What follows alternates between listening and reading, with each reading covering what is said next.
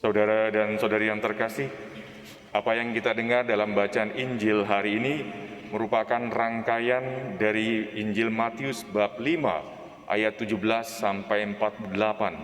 Dari hari Selasa sampai Jumat mendatang, Selasa kemarin sampai hari Jumat mendatang, itu adalah bagian dari bacaan Injil Matius bab 5. Jika kita perhatikan, penginjil Matius banyak menggunakan perumpamaan dari Perjanjian Lama untuk menunjukkan bahwa apa yang diberikan oleh Yesus, apa yang diajarkan oleh Yesus bukanlah hal yang berbeda dengan Perjanjian Lama dari hukum Taurat.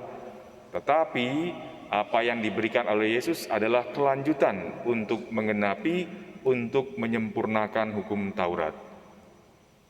Dalam Injil tadi Yesus memberi contoh bagaimana ahli Taurat dan orang Farisi itu mentaati hukum Taurat berdasarkan hukum itu sendiri.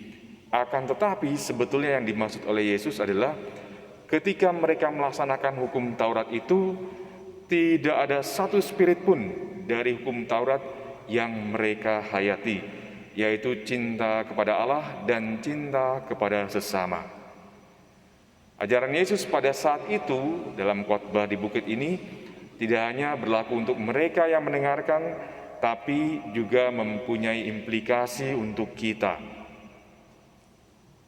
Pertanyaannya adalah, apakah menjadi murid Yesus hanya sekedar untuk mentaati perintah gereja? Hanya sekedar supaya saya tidak melanggar ajaran gereja? Atau ada yang lebih jauh daripada itu? Ketika saya melaksanakan ajaran gereja, apakah ada yang mendasarinya? Apakah ada cinta yang ada di dalamnya ketika saya melaksanakan ajaran gereja dan relasi dengan Tuhan dan orang lain? Ada sementara orang yang meyakini, orang kita, orang Katolik, bahwa ketika saya tidak melanggar perintah gereja, maka saya adalah orang Katolik yang baik. Kadangkala ada juga yang bertanya, apakah tindakan ini berdosa atau tidak, legal atau ilegal di hadapan Tuhan? Apakah melawan perintah gereja? Apakah dosa saya ini termasuk dosa berat atau dosa yang ringan? Kalau dosa ringan berarti ya tidak apa-apa, saya bisa melakukannya dan saya bisa kembali ke ruang pengakuan.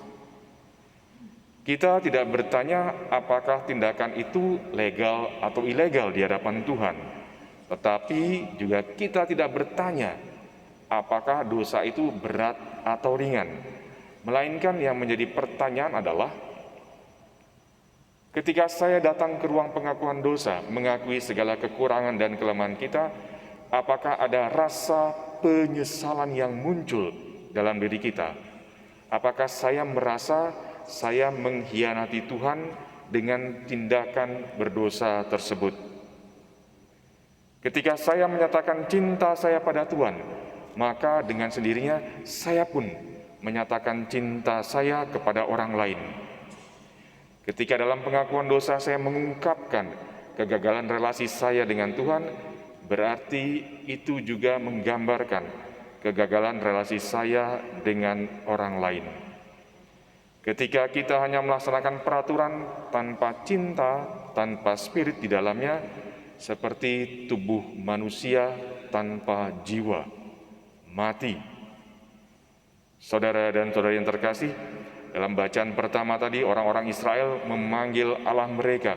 Mereka berkumpul, menyembah dan memanggil Baal untuk mempersembahkan lembu dan korban pujian yang lain.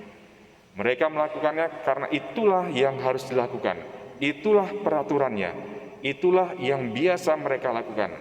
Tetapi mereka melakukannya tanpa hati, tanpa spirit.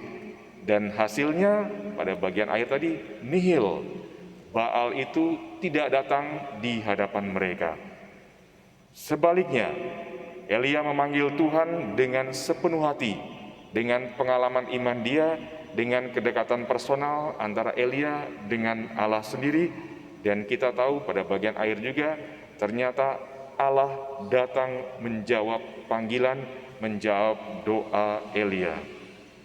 Saudara dan saudari yang terkasih, kita menaati perintah Tuhan bukan sekedar berdasar pada ketakutan karena hukum atau perintah gereja, akan tetapi karena saya meyakini ajaran iman saya memahami dan saya mencoba untuk menghayati ajaran tersebut dengan cinta pada Tuhan dan orang lain.